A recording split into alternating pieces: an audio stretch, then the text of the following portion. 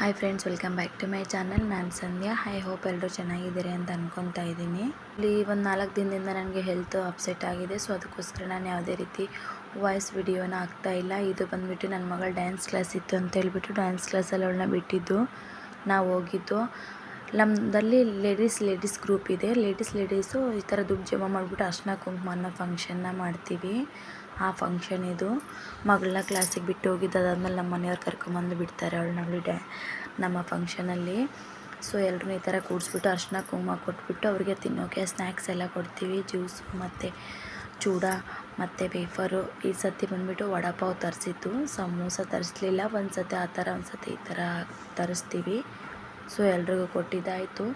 ಅವರೆಲ್ಲ ಕೂತ್ಕೊಂಡು ತಿಂದ್ಕೊಂಡು ಸ್ವಲ್ಪ ಹೊತ್ತು ಮಕ್ಕಳು ಡ್ಯಾನ್ಸ್ ಆಡೋದು, ಅವ್ರಿಗೆ ಒಬ್ರಿಗೊಬ್ರು ಮಾತಾಡಿ ಸೊ ತುಂಬ ಹೊತ್ತು ಟೈಮ್ ಸ್ಪೆಂಡ್ ಆಗುತ್ತೆ. ತುಂಬ ಚೆನ್ನಾಗಿ ಅನಿಸುತ್ತೆ. ಇದು ಬಂದುಬಿಟ್ಟು ವರ್ಷಕ್ಕೆ ಒಂದು ಸತಿ ಮಾಡ್ತಾರೆ, ಜನವರಿ ತಿಂಗಳಲ್ಲಿ ಮಾಡೋದು. ಅದಾದಮೇಲೆ ನನ್ನ ಮಕ್ಕಳು ಡ್ಯಾನ್ಸ್ ಸ್ಟಾರ್ಟ್ ಮಾಡಿಕೊಂಡ್ರು. ಆಮೇಲೆ ನನ್ನ ಮಗಳ ಫ್ರೆಂಡೂ ಡ್ಯಾನ್ಸ್ ಮಾಡ್ತಾಳೆ ಇವ್ರ ಜೊತೆಗೆ. ಅಕ್ಕ ಆಗ್ತಾರೆ ಅವ್ರ ಮಗಳು, ಫ್ರೆಂಡು. ಇವರಿಬ್ಬರದು ಸೇಮ್ ಏಜು, 1 ವೀಕ್ ಡಿಫ್ರೆಂಟ್ ಅಷ್ಟೇ. ನನ್ನ ದೊಡ್ಡ ಮಗಳದು ಈ ಮಗುದು. ಅದಾದಮೇಲೆ ನಮ್ಮದು ಲೇಡೀಸ್ ಗ್ರೂಪು. ಇದರಲ್ಲೆಲ್ಲ ದೊಡ್ಡವರು ಇದ್ದಾರೆ, ನನಗಿನ ಅಕ್ಕ ಅಂದಿರೋ ಆಂಟಿ ಅಂದಿರೋ. ನಾನೆಲ್ಲ ಫ್ರೆಂಡ್ಸ್ ಅಂತ ಹೇಳಿದೆ ಅಂತ ಮತ್ತೆ ಕ್ವಶನ್ ಮಾಡಬೇಡಿ. ಇದರಲ್ಲಿ ದೊಡ್ಡವರೆಲ್ಲ ಇದ್ದಾರೆ. ಅದಾದಮೇಲೆ ಮಕ್ಕಳು ಮ್ಯೂಸಿಕ್ ಕುರ್ಚಿ ಅಂತ ಆಡ್ತಾಯಿದ್ರು. ಅದಕ್ಕೆ ನಾನು ಅವ್ರಿಗೆ ಸಾಂಗ್ ಪ್ಲೇ ಮಾಡ್ತಾಯಿದ್ದೆ. ಅದಾದಮೇಲೆ ಗ್ರೂಪ್ ಫೋಟೋ ಎಲ್ಲ ಎಳ್ದೀವಿ ನಾವು. ಸೊ ಅದಾದಮೇಲೆ ಫೈನಲ್ ಆಗಿ ನನ್ನ ಮಕ್ಕಳಿಗೆ ಡ್ಯಾನ್ಸ್ ಮಾಡಿದ್ದಕ್ಕೆ ಸೆಲೆಬ್ರೇಷನ್ ಕೊಟ್ಟರು.